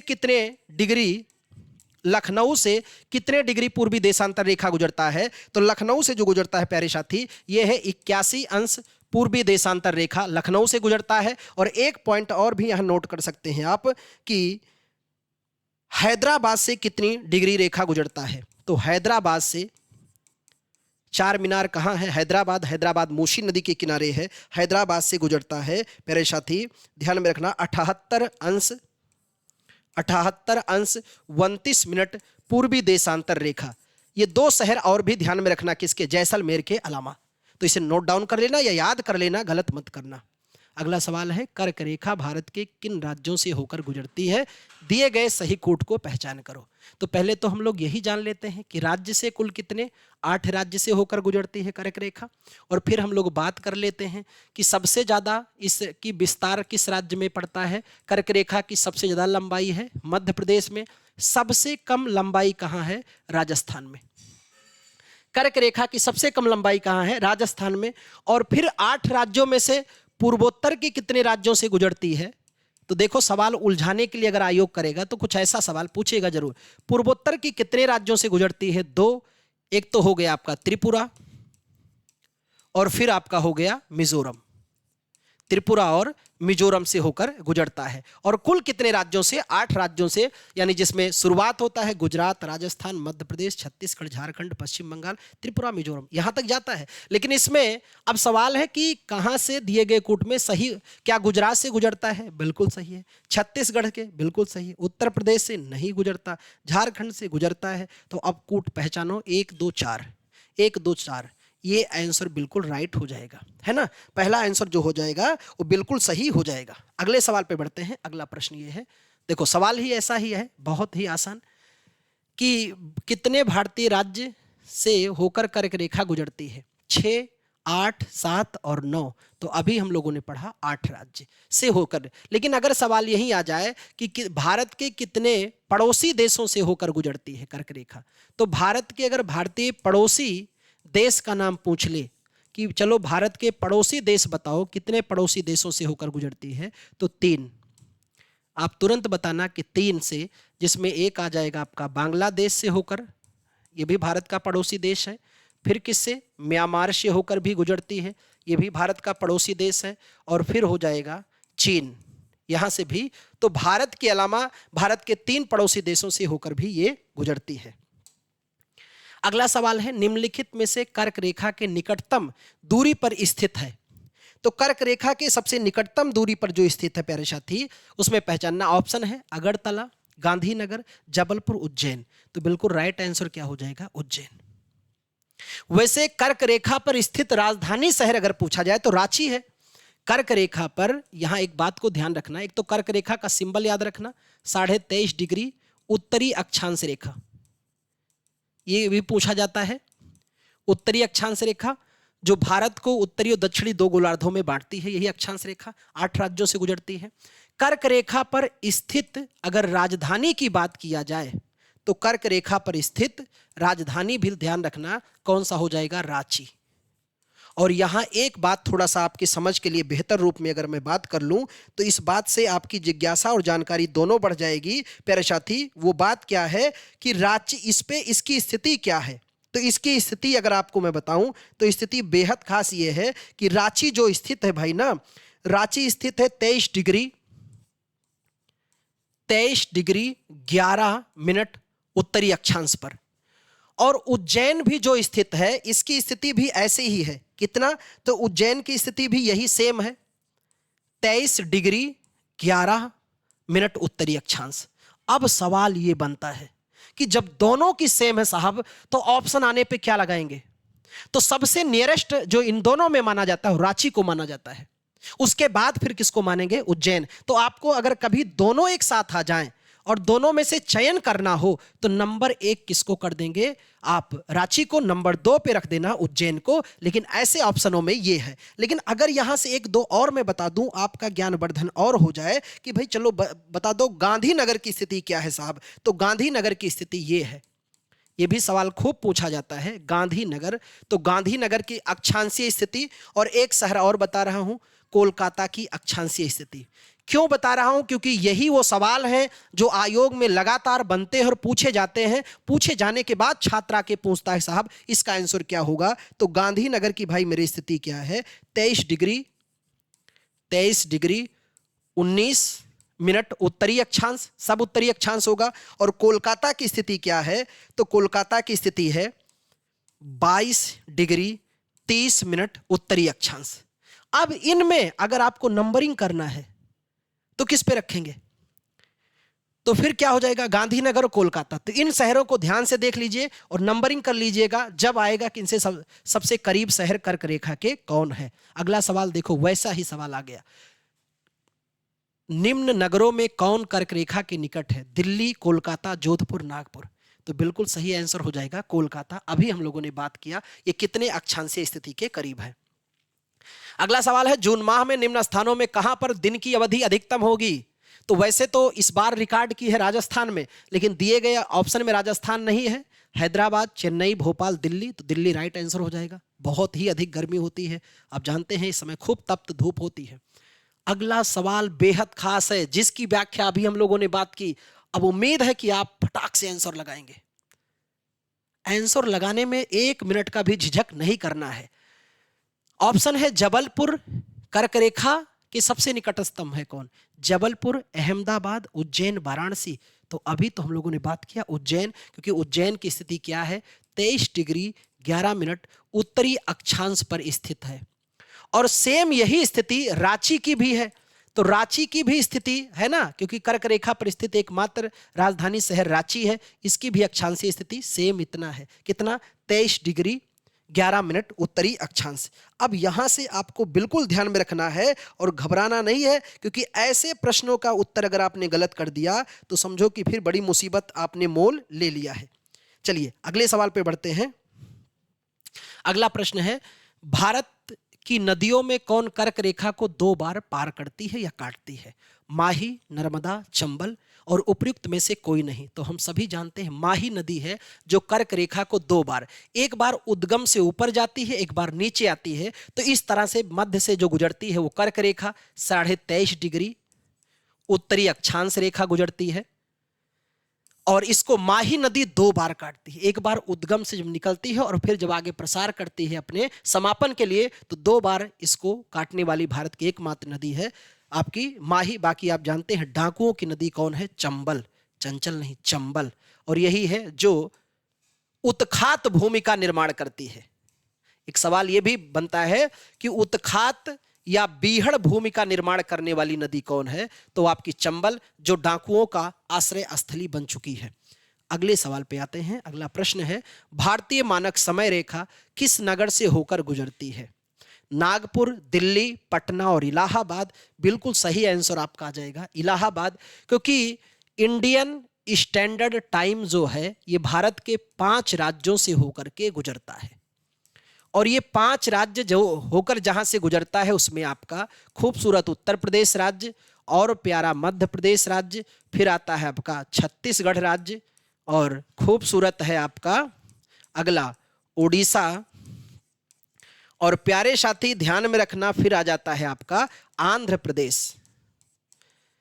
इन 5 राज्यों से होकर गुजरता है। और खास तौर पे उत्तर प्रदेश में इलाहाबाद के समीप नैनी से जो पड़ता है, किस क्षेत्र में? मिर्जापुर के क्षेत्र में पड़ता है, वहां से होकर के गुजरती है। अब आप ऐसे नहीं कि देखने चले जाओ, क्योंकि ये काल्पनिक रेखा है ना, दिखाई नहीं देगी, तो इस बात को ध्यान में रखना, ठीक है।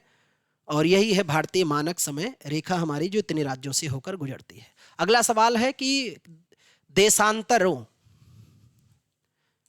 देशांतरों में कौन सा भारत की प्रमाणिक माध्यान्ह रेखा कहलाता है? अब मैंने कहा सिंबल पे भी ध्यान रखना है। कई बार आप क्या होता है, बिल्कुल पढ़ लिए, कहे कि हो गया मेरा, हम तो जान गया। नहीं, देखो किस किस बातों पर सवाल बना है, थोड़ा सा मिस्टेक करेंगे। डर तो नहीं लग रहा है ना कि इतना बेसिक कैसे गलत हो रहा है? डरना नहीं है, थमना नहीं है, बढ़े चलना है ना। कहते वीर तुम बढ़े चलो, धीर तुम बढ़े चलो, आगे पहाड़ हो, सिंह की दहाड़ हो, तुम कभी रुको नहीं, तुम कभी झुको नहीं। जज्बात को कम नहीं होने देना है। मौका एक ही बार मिला है और चौका लगा के दिखाओ। धैर्य और साहस दोनों बना के रखो। इतनी मजबूती से तैयारी करो ना कि अपना एक ओहदा कोई काट ही ना सके, चाहे पहाड़ हो और चाहे सिंह की दहाड़ हो। रुकना नहीं है, झुकना नहीं है, बढ़ते रहना है ना, कि जब तक तोड़ेंगे नहीं तब तक छोड़ेंगे नहीं। तो बिल्कुल राइट आंसर पहचानना है। 87 अंश 30 मिनट पूर्वी देशांतर, 85 अंश 30 मिनट, 84 अंश 30 मिनट, 82 अंश पूर्वी देशांतर। तो यही आपका राइट आंसर हो जाएगा। 82.5 अंश पूर्वी देशांतर बोलिए, या कह सकेंगे आप 82 अंश 30 मिनट पूर्वी देशांतर भारतीय मानक समय रेखा, जो 5 राज्यों से होकर गुजरती है। अगला सवाल है, IST इंडियन स्टैंडर्ड टाइम निम्नलिखित स्थानों में किसके समीप से लिया जाता है? इलाहाबाद के नैनी, लखनऊ, मेरठ, मुजफ्फरपुर। तो बिल्कुल अभी हम लोगों ने इस पर बात भी किया कि कहां से प्यारे साथी लिया जाता है, इलाहाबाद के नैनी से। नेक्स्ट सवाल है, देखो अब तो आ गया ऐसा सवाल जो अभी तक लगभग 10 से 20 बार, बहुत अधिक बार आयोग ने इस सवाल को पूछा है कि भारत का सुदूर दक्षिण इंदिरा पॉइंट निम्नलिखित में से कहां स्थित है? तमिलनाडु, छोटा निकोबार, बड़ा निकोबार, कार निकोबार। तो इसी बड़े निकोबार को ही इंग्लिश में हम लोग कहते हैं ग्रेट निकोबार। ग्रेट निकोबार, तो बिल्कुल राइट आंसर हो जाएगा सी वाला, ग्रेट निकोबार, जहां इंदिरा पॉइंट, या इसे हम लोग पहले पिग्मेलियन बिंदु कहते थे, पिग्मेलियन बिंदु, या इसी को पार्सन पॉइंट या पार्सन बिंदु के नाम से भी जाना जाता था। अब इसे हम लोग क्या कहते हैं, इंदिरा पॉइंट, जो कहां पर है, ग्रेट निकोबार पर स्थित है। और यह भारत का दक्षिणतम बिंदु है। ये 4 बिंदु ध्यान में रखना। यहां हम लोगों ने देखो, ये तो 4 दिशाएं हो ही गई आपकी। ये तो भारत की मुख्य की अगर मैं बात करूं आपको, या 1 मिनट के लिए अगर मैं इसी को आपको एक मानचित्र में बेहतर रूप से दिखाऊं, तो ये जिज्ञासा आपकी बिल्कुल पूर्ण हो जाएगी और जानकारी भी आपकी बहुत ही प्रामाणिक हो जाएगी। वो चीजें आप बिल्कुल समझ सकते हैं। यहां पर ये देखिए, ये भारत का पॉलिटिकल मैप है। इस पे अगर मैं आपको बताऊं इस बात को, तो ज्यादा बेहतर आपकी समझ बनेगी। ये आपका हो गया उत्तरतम बिंदु। दक्षिणतम बिंदु के लिए अंडमान निकोबार देखना पड़ेगा। और यहां पर हम लोग आ जाएंगे दक्षिणतम बिंदु। यह है मुख्य सीमा का आखिरी बिंदु। यह है आपका पूर्वोत्तर बिंदु और यह है आपका पश्चिमोत्तर बिंदु। तो सब आपका उत्तरतम बिंदु है इंदिरा कॉल, इंदिरा कॉल। और अब यह है कहां पर, लद्दाख में। पूर्वोत्तर बिंदु आपका आ जाता है किबिथु, किबिथु जो है आपका अरुणाचल प्रदेश में।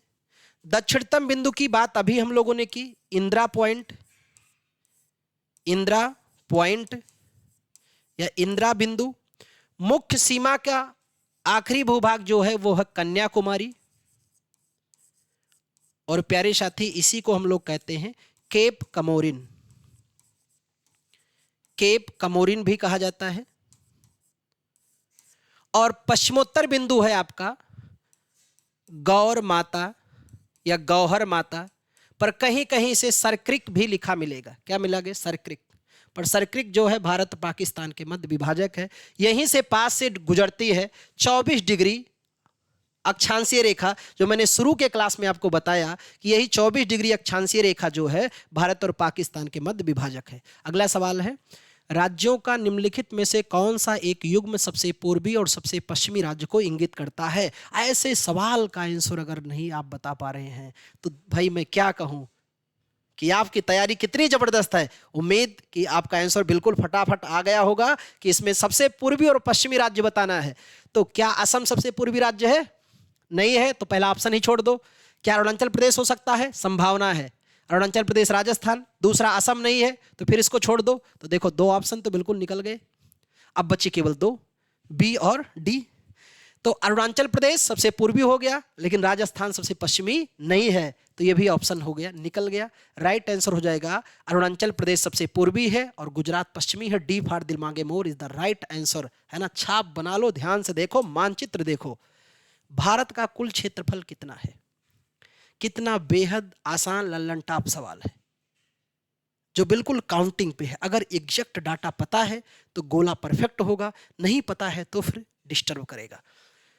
3286 264, 3286 265, 3286 263, 3287 263, ये भारत का कुल क्षेत्रफल है। 32,87,263 वर्ग किलोमीटर का क्षेत्रफल है। अगला जो सवाल है, खूबसूरत सवाल यही है प्यारे साथी कि प्रश्न ध्यान से देखो। भारत की आकृति लगभग, यहां ध्यान रखना, पूछ रहा है कि लगभग कैसी है? वृत्ताकार, चतुष्कोणीय, त्रिभुजाकार, षटकोणीय। घबराओ नहीं, मानचित्र देखो, हार नहीं मानना है। मानचित्र को देखो। मुझे एक बड़ी पंक्ति अच्छी याद आ रही है, किसकी? शिवमंगल सुमन ने लिखा है, यह हार एक विराम है, यह हार एक विराम है, जीवन महासंग्राम है। यह हार एक विराम है, जीवन महासंग्राम है। तिल तिल मिटूंगा पर दया, तिल तिल मिटूंगा पर दया की भीख मैं लूंगा नहीं, वरदान मांगूंगा नहीं, वरदान मांगूंगा नहीं। क्या हार में, क्या जीत में, क्या हार में क्या जीत में किंचित नहीं भयभीत में, क्या हार में क्या जीत में किंचित नहीं भयभीत में, संघर्ष पथ पर जो मिले, संघर्ष पथ पर जो मिले, यह भी सही वह भी सही, वरदान मांगूंगा नहीं, वरदान मांगूंगा नहीं, हार मानूंगा नहीं, बिल्कुल लगे रहना है। तो ध्यान से चित्र को अगर देखेंगे तो ऑप्शन आपके सामने है, तो सही ऑप्शन हो जाएगा चतुष्कोणीय। पर भारत को अगर देखेंगे प्यारे साथी तो देखेगा कैसा दिखेगा, भारत त्रिभुजाकार, पर लगभग इसकी आकृति कैसी है, चतुष्कोणीय है, त्रिभुजाकार बिल्कुल आंसर नहीं, गोला भरेंगे। अगला सवाल बहुत ही खूबसूरत है, भारत का उत्तर से दक्षिण विस्तार कितना है, 32 14 29 33 29 34 32 14, ठीक है। तो दो दो बार ये ऑप्शन बना दिया गया है। बिल्कुल इसका राइट आंसर क्या हो जाएगा, 3214। भारत की उत्तर से दक्षिण की लंबाई जो है प्यारे साथी वो यही है, उत्तर से दक्षिण की लंबाई 3214 किलोमीटर है, और पूरब से पश्चिम की लंबाई जो है 2933 किलोमीटर है। अब चलो इन दोनों को देख करके आप मुझे बताओ सर्वांतर कितने किलोमीटर का है, दोनों में अंतर कितना है। आप तब तक कमेंट करो, अगला सवाल लेकर मैं हाजिर हो रहा हूं। ये देखो अगला सवाल ही वही है, भारत का पूरब से पश्चिम का अधिकतम विस्तार कितना है, 2000 29 33 29 37 32 14 है ना। एक ऑप्शन गायब है, चलो कोई बात नहीं, इतने से तो अपना काम बन ही जाएगा। 2933 किलोमीटर इसका क्या है, पूरब से पश्चिम की चौड़ाई है। मुख्य भूमि अंडमान निकोबार द्वीप समूह, लक्षद्वीप समूह, भारत की रेखा के कुल लंबाई का लगभग कितने किलोमीटर क्षेत्र है। प्यारे साथी ये सवाल ध्यान से देखना, कुल कितने किलोमीटर क्षेत्र का है। तो ऑप्शन है 75 34 75 17 75 85 और 75 34। तो प्यारे साथी ये पुराना आंकड़ा था, अभी मैं यहां पर थोड़ा सा मेंशन आपके लिए कर रहा हूं, नया आंकड़ा आ चुका है, क्योंकि पुराना आंकड़ा कितना था 75 16, यानी अधिकतम ऑप्शन तो हम बता सकते हैं कि B for Baahubali right answer होगा, लेकिन अभी नया आंकड़ा आया और नए आंकड़े में बताया गया है कि भाई अब क्या संपूर्ण तटरेखा की लंबाई अगर बात करें कि भारत के तटरेखा की लंबाई, भारत के तटरेखा की लंबाई, तो भारत के तट रेखा की नई लंबाई जो आई है गृह मंत्रालय की रिपोर्ट के अनुसार वो कितनी हो गई है, 11,098.81 किलोमीटर।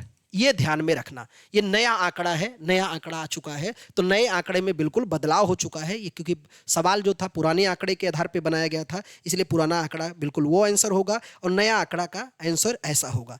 पर अभी भी अगर कहा जाए मुख्य तटीय सीमा की लंबाई, ये तो भारत के तटरेखा की, लेकिन अगर केवल मुख्य तटीय सीमा की लंबाई की बात करें, मुख्य तटीय सीमा की लंबाई, तो मुख्य तटीय सीमा की लंबाई कितनी है, 6100 किलोमीटर, क्योंकि अभी इसका अद्यतन रिपोर्ट नहीं आ पाया है। लेकिन संपूर्ण लंबाई की अगर बात करें भारत की, जब हम लोग बात करते हैं कि चलो भारत के तटीय द्वीपों सहित संपूर्ण लंबाई कितनी है, तो भारत की कुल लंबाई की जब बात किया जाता है तो कुल लंबाई की हम लोग बात करते थे, स्थलीय भाग की लंबाई तो 15,200 किलोमीटर की बात कर रहे हैं। पर अब टोटल क्या करोगे आप, 15,200 को 11,098.81 किलोमीटर में जोड़ दोगे तो संपूर्ण अब लंबाई का जो नया डाटा आ चुका है, इसे नोट डाउन जरूर कहीं कर लेना, क्योंकि नया डाटा आया है तो पूछे जाने की संभावना है। तो टोटल हो जाएगा आपका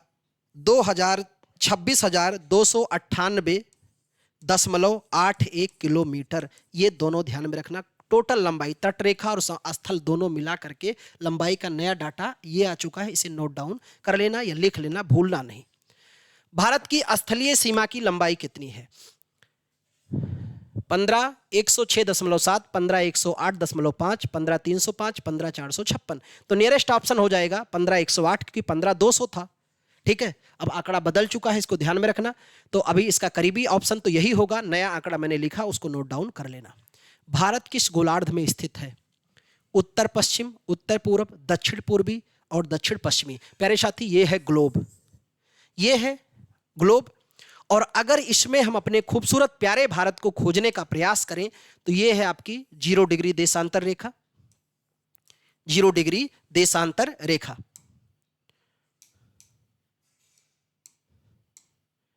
और फिर इसमें अगर बात करें हम तो ये है आपका 0 डिग्री अक्षांश रेखा, ये है आपका अक्षांश रेखा और ये है 0 डिग्री देशांतर रेखा। अब इसमें अपना खूबसूरत प्यारा भारत ढूंढना है।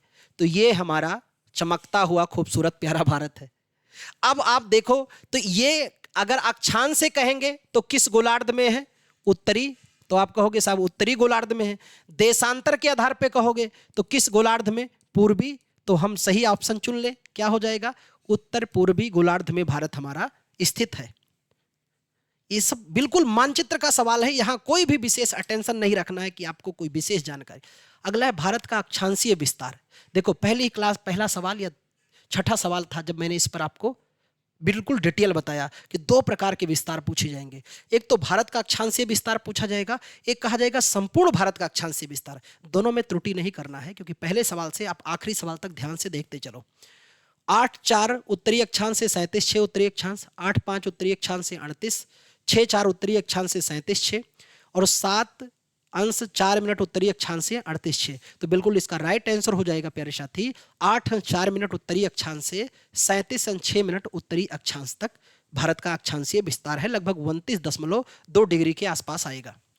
भारत का जलीय और स्थलीय दोनों क्षेत्र मिलाकर अक्षांशीय विस्तार क्या है? जलीय और स्थलीय। अब ये इसका कहने का मतलब क्या है? ये पूछ रहा है भारत का कौन सा विस्तार? संपूर्ण अक्षांशीय विस्तार। और जब संपूर्ण अक्षांशीय विस्तार पूछ रहा है तो इसका ऑप्शन ध्यान से देखना।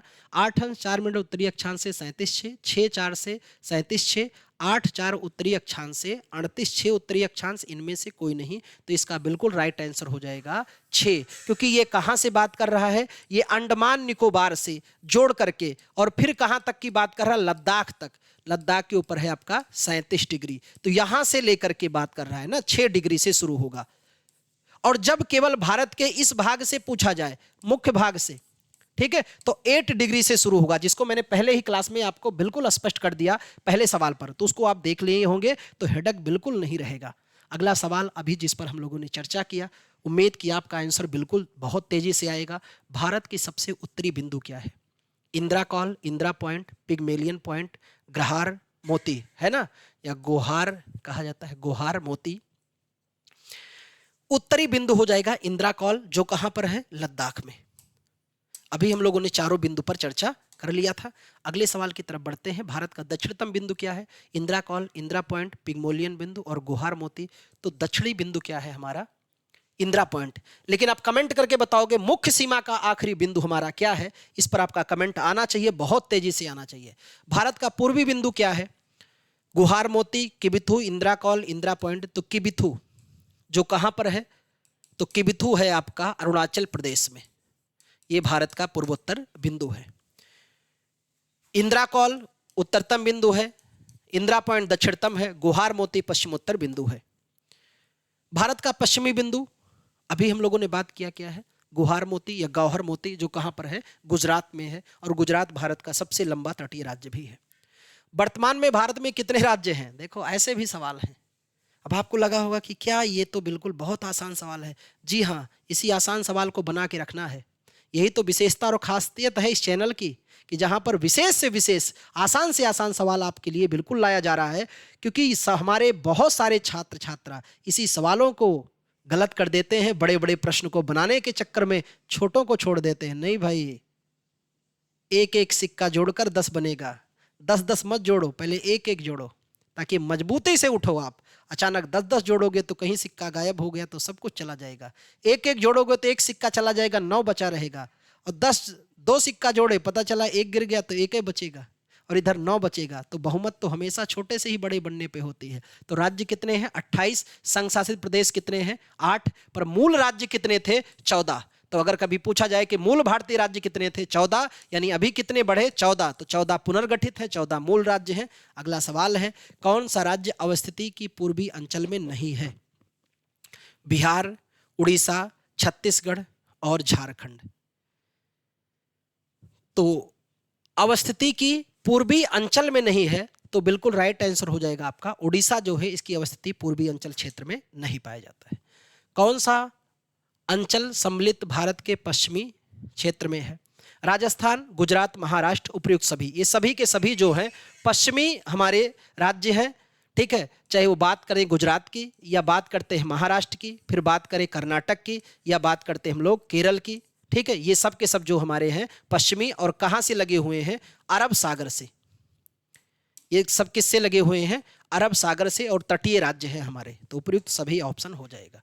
भारत के पूर्वोत्तर के अंतर्गत कितने राज्य आते हैं? 8, 9, 10, 7।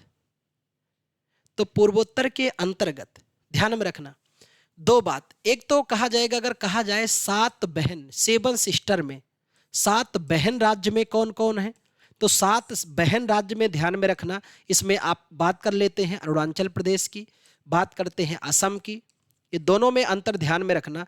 यहां बात कर लेते हैं नागालैंड की। फिर प्यारे साथी आ जाता है आपका मणिपुर, फिर बात कर लेते हैं इसमें मिजोरम की, और अगला राज्य जाता है त्रिपुरा, और फिर आज गया मेघालय। तो ये 7 बहन राज्य हैं। लेकिन पूर्वोत्तर के अंतर्गत आने वाले राज्यों में तो ध्यान में रखना, यहां पर हम लोग बात करते हैं पूर्वोत्तर में एक शामिल कर लो किसको? सिक्किम को। सिक्किम को भी पूर्वोत्तर राज्य में शामिल कर दीजिए, तो कुल राज्य कितने हो जाएंगे आपके? ये मिला दोगे एक और, तो कितने हो गए? 8। तो बिल्कुल राइट आंसर हो जाएगा 8। 7 नहीं लगाना, इसको ध्यान में रखना है। 8 राज्य इसके बिल्कुल राइट आंसर होंगे। अगला सवाल है, भारतीय मानक समय कितने राज्यों से होकर गुजरता है? अभी इस पर चर्चा हुई, बिल्कुल राइट आंसर हो जाएगा 5 राज्यों से गुजरता है। और 5 राज्य में कहते हैं कहाँ से? उत्तर प्रदेश में, इलाहाबाद के समीप नैनी, जो मिर्जापुर के क्षेत्र में आता है। राज्यों से मानक समय नहीं गुजरता है, यह पहचानना है कि भारतीय मानक समय कहां से नहीं गुजरता है। मध्य प्रदेश, उत्तर प्रदेश, उड़ीसा और झारखंड। तो झारखंड से भाई भारतीय मानक समय रेखा नहीं गुजरता है। और कुल कई राज्य से गुजरता है? 5 राज्यों से गुजरता है। और हमारे यहाँ सबसे पहले सूर्योदय कहाँ होता है? अरुणाचल प्रदेश में। और अस्त कहाँ होता है सबसे बाद में? तो वो आपका है गुजरात। इसीलिए कहते हैं अक्षांशीय आधार पे हम कहते हैं इनके मध्य कितने घंटे का अंतर पाया जाता है? 2 घंटे का। किस आधार पे बात करते हैं? देशांतर के आधार पे। देशांतर क्या है, कैसे निकाला जाता है, इसको हम लोग थ्योरी क्लास में बात करेंगे। भारतीय मानक समय ग्रीनविच के मध्य अंतर क्या है? भारतीय मानक समय से 5 घंटे 30 मिनट आगे है। भारतीय मानक समय ग्रीनविच से 5 घंटे 30 मिनट पीछे है। भारतीय मानक समय ग्रीनविच से 5 घंटे 30 मिनट आगे है। इनमें से कोई नहीं। तो इसका बिल्कुल राइट हो जाएगा कि भारतीय मानक समय जो है ग्रीनविच से 5 घंटे 30 मिनट आगे है। क्यों? क्योंकि मैंने बताया पृथ्वी या ग्लोब जो है ना, पृथ्वी जो हमारा है इसका रोटेशन कैसे होता है? तो ये पश्चिम से पूरब की ओर, कैसे? पश्चिम से पूरब की ओर चलते, इसलिए पूरब की ओर आने पर टाइम में वृद्धि होती है, और पश्चिम की ओर जाने पर टाइम में क्या होती है? कमी आती है। इस बात को ध्यान में रखना। कर्क रेखा भारत के कितने राज्यों से होकर गुजरता है? अभी हम लोगों ने बात किया 8 राज्य, जब उसी को बहुत बार बार भूमिका बांधना ठीक नहीं। कर्क रेखा किन राज्यों से होकर नहीं गुजरता है, इस बात को ध्यान में रखो। गुजरात, मेघालय, त्रिपुरा। तो मेघालय से, इसमें दिए गए ऑप्शन में मेघालय से होकर नहीं गुजरता है, और कुल 8 राज्य से होकर गुजरता है। किस राज्य में भारतीय मानक समय कर्क रेखा आपस में एक दूसरे को काटते हैं? ये सवाल बहुत बेहतर है। अब देखो, कर्क रेखा की बात करें तो 23.5 डिग्री उत्तरी अक्षांश, और भारतीय मानक समय की बात करें तो 82.5 अंश या 82 अंश 30 मिनट पूर्वी देशांतर। ये दोनों बातें ध्यान में रखना। और ये दोनों कहां से कहते हैं? क्या छत्तीसगढ़ में मिलते हैं? आंध्र प्रदेश, उत्तर प्रदेश, मध्य प्रदेश। तो प्यारे साथी एक दूसरे को काटते हैं कहां? छत्तीसगढ़ के सूरजपुर में, है ना। यहां पर एक स्थान है सूरजपुर करके, वहां पर इसका बोर्ड भी लगा है, ठीक है, जहां भारतीय मानक समय और कर्क रेखा दोनों एक दूसरे को लोपित करते हैं। वैसे 2 राज्यों में ये एक दूसरे को क्रॉस करते हैं। अब कमेंट करके बताओ कौन कौन से 2 राज्य हैं जहां पर भारतीय मानक समय और कर्क रेखा आपस में एक दूसरे से मिलते हैं। अगला सवाल है, भारत के पूर्वी और पश्चिमी घाट का मिलन बिंदु क्या है? तो भाई मेरे प्यारे साथी, इस बात को ध्यान से देखो कि जब आप पढ़ते हो मानचित्र में, खास तौर पे पूर्वी घाट और पश्चिमी घाट, पूर्वी घाट और पश्चिमी घाट, तो ये देखिए पश्चिमी घाट की श्रृंखलाएं, और ये है पूर्वी घाट। इनका मिलन बिंदु जो होता है उसी को हम लोग कहते हैं नीलगिरी। नीलगिरी इन दोनों का मिलन बिंदु है।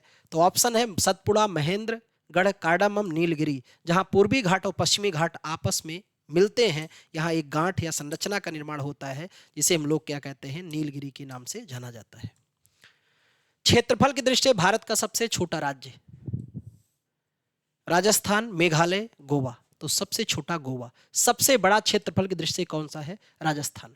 लेकिन अगर क्षेत्रफल की दृष्टि से हम लोग बात करें कि सबसे बड़ा यूटी कौन है? लद्दाख। क्षेत्रफल की दृष्टि से सबसे बड़ा यूटी कौन है? लद्दाख है। और राज्य की दृष्टि से आपके सामने ऑप्शन। क्षेत्रफल की दृष्टि से भारत का सबसे बड़ा केंद्र शासित प्रदेश लद्दाख, जम्मू कश्मीर, अंडमान निकोबार। अभी हम लोगों ने बात किया किस पर? लद्दाख पर। और सबसे छोटा कौन है? दमन दीव। इस बात को ध्यान में रखना। भारत की स्थलीय सीमा कितने देशों को स्पर्श करती है? 7, 14, 15, 9। तो दिए गए ऑप्शन के अनुसार तो हम 15 ही लगाएंगे, ठीक है, पर अब 17 हो चुके, 15 ही लगाएंगे। पाक जल संधि किसके मध्य है? भारत पाकिस्तान, भारत चीन, भारत श्रीलंका, भारत मालदीव। तो जल्दी से पाक समझ के पाकिस्तान मत जोड़ देना। तो पाक जल संधि जो है भारत और श्रीलंका के मध्य स्थित है, एकदम आखिरी छोर पर। मानचित्र का ये वाला हिस्सा जब आप देखेंगे, ये वाला, तो ये पाक स्टेट। आदम ब्रिज किसके मध्य अवस्थित है? भारत श्रीलंका, भारत पाकिस्तान, भारत चीन और भारत भूटान। तो आदम ब्रिज जो है भारत और श्रीलंका के मध्य स्थित है। और यही इसी को हम लोग राम सेतु के नाम से जानते हैं, जो बिल्कुल सफेद चट्टानों की एक श्रृंखला है। और इस सेतु के होने की वजह से बड़े बड़े ज्वार या बड़े बड़े सागरीय घटनाओं से आज भी भारत सुरक्षित है। और ये कहते हैं कि ये पुल आज का नहीं है, ये त्रेता युग का बताया जाता है, ठीक है। अगले सवाल पे आते हैं कि रेड क्लिफ रेखा क्या है? भारत और चीन के बीच है, भारत और पाकिस्तान के, भारत और बांग्लादेश, पाकिस्तान और अफगानिस्तान। तो अभी हम लोगों ने पढ़ा था पहली क्लास में, भारत और पाकिस्तान के मध्य रेड क्लिफ रेखा 1947 में निर्धारित की गई थी। माइक मोहन रेखा भारत और चीन के बीच सीमा बनाती है, बिल्कुल सही है, पर सबसे ज्यादा किसके मध्य बनाती है, यह भी आपको ध्यान में रखना है। और इस तरह से प्यारे साथी हम लोग आखिरी सवालों की तरफ धीरे धीरे बढ़ रहे हैं। 8 डिग्री चैनल निम्नलिखित में से किसके बीच है? मालदीव, मिनिकॉय, मालदीव, लक्षद्वीप, अंडमान निकोबार, अंडमान कोकोद्वीप। तो मालदीव और मिनिकॉय के मध्य 8 डिग्री चैनल, 8 डिग्री चैनल या 8 डिग्री उत्तरी अक्षांश जो है, ये अलग करता है मालदीव को मिनिकॉय से, या मालदीव को भारत भी कह सकते हैं। 6 डिग्री चैनल किसके बीच है? मिनिकॉय लक्षद्वीप, मालदीव मिनिकॉय, ग्रेट निकोबार, यहां होना चाहिए Sumatra, great Nicobar, Sumatra, Andaman Nicobar. तो राइट आंसर हो जाएगा ग्रेट निकोबार को सुमात्रा से 6 डिग्री चैनल या 6 डिग्री उत्तरी अक्षांश अलग करता है। कोको चैनल किसके बीच है? अंडमान निकोबार के मध्य, अंडमान म्यांमार के मध्य, लक्षद्वीप और मालदीव, इनमें से कोई नहीं, तो अंडमान और म्यांमार के मध्य स्थित है। भारत का बांग्लादेश के साथ कितना किलोमीटर सीमा? तो ये तो हम लोग पढ़ ही चुके हैं, 4096.6 किलोमीटर की सीमा साझा करता है। कितने ऐसे राज्य हैं जिनकी सीमा बांग्लादेश के साथ लगती है? तो ये सवाल तो पहले भी बात कर लिए, 2 बार सवाल पर बात हम लोग कर रहे हैं लगातार। कौन सी सीमा बांग्लादेश के साथ लगती है? पश्चिम बंगाल, त्रिपुरा, असम, उपयुक्त सभी। तो दिए गए विकल्प के अनुसार हो जाएगा उपयुक्त सभी। निम्नलिखित में से किस राज्य की सीमा बांग्लादेश के साथ नहीं लगती है? पश्चिम बंगाल, मिजोरम, मेघालय और बिहार के साथ बिल्कुल नहीं लगती है। और भारत चीन के साथ कितने किलोमीटर की सीमा? तो अभी हम लोगों ने बात किया 3488 किलोमीटर की सीमा साझा होता है। ऐसे राज्य हैं जिनके साथ चीन की सीमा लगती है, तो कितने राज्य? 5 राज्य। अब आप कमेंट करके बताओगे 5 कौन कौन से राज्य हैं जिनके साथ चीन सीमा साझा कर रहा है। गलत बिल्कुल नहीं होना चाहिए, ये फटाफट अंतिम प्रहार की सीरीज है जो आप चूकेंगे नहीं सही करने से, ठीक है। चीन के साथ सीमा लगती है हिमाचल प्रदेश, सिक्किम, अरुणाचल प्रदेश, इनमें से कोई नहीं। तो चीन के साथ भाई सीमा लग रहा है आपका हिमाचल प्रदेश, सिक्किम भी लगा रहा है, अरुणाचल प्रदेश। सवाल में भी मिस्टेक है तो इसको छोड़ दो, सवाल टाइप गलत हो गया। निम्नलिखित में से किन केंद्र शासित प्रदेश की सीमा चीन के साथ लगती है? जम्मू कश्मीर, तराया नहीं, यहां लिख सकते हैं लद्दाख, और सही ऑप्शन भी लगा देंगे लद्दाख। भारत पाकिस्तान कितने किलोमीटर की सीमा साझा करता है? 3323 किलोमीटर की सीमा साझा करता है। इस पर सभी पे हम लोग बात कर चुके हैं, सवाल दोबारा टाइप हो चुका है, जिनकी सीमा पाकिस्तान के साथ लगती है वो है पंजाब, राजस्थान, गुजरात, उपर्युक्त सभी के साथ पाकिस्तान के। तो पाकिस्तान में कुल कहें तो 5 राज्य, और वैसे अगर केवल ऑप्शन 5 ना हो तो 3 राज्य जरूर ध्यान में रखना, 2 यूटी भी शामिल हैं इसमें। नेपाल के साथ कितने किलोमीटर की सीमा साझा करता है? तो 1751 किलोमीटर की सीमा साझा करता है। और नेपाल कितने राज्यों से सीमा बनाता है, कमेंट करके बताना। Thank you for watching my dear friend. तो उम्मीद की अंतिम प्रहार की सीरीज आपको बढ़िया लगी होगी, और इस तरह से भाई बेसिक सवाल लाने का यही मंतव्य था कि मेरे जो भी छात्र छात्रा इस एग्जाम में जा रहे हैं उनको बहुत मेरी तरफ से, मेरे चैनल की तरफ से बहुत बहुत धन्यवाद, बहुत ढेर सारी बधाइयाँ। बहुत धैर्य से अपने पूरी बुद्धिमत्ता का परिचय देते हुए गोला भरिएगा, और उम्मीद करेंगे कि आप जब गोला भर के लौटेंगे तो बड़ी खुशी के साथ लौटेंगे, क्योंकि आपका हौसला बिल्कुल बुलंद होना चाहिए। हार नहीं मानेंगे, रार नहीं मानेंगे, लड़ते रहेंगे अंतिम क्षण तक, क्योंकि जीत का एक ही मंजर है, वो है शिक्षा, और बढ़ने का एकमात्र मंजर है, वो है शिक्षा। इससे दूर नहीं भागना, क्योंकि दुनिया में एक ही मात्र ये उपागम है, एक ही ऐसा व्यवसाय है, या एक व्यवसाय तो कहना इसको अपमान ही होगा, ऐसी एक विधा है जहां 1% नुकसान नहीं होता है। हर बिजनेस में घाटा है, हर व्यापार में घाटा है, हर बात में नुकसान है, हर चीत में नुकसान है, पर शिक्षा में 1% का नुकसान नहीं भाई।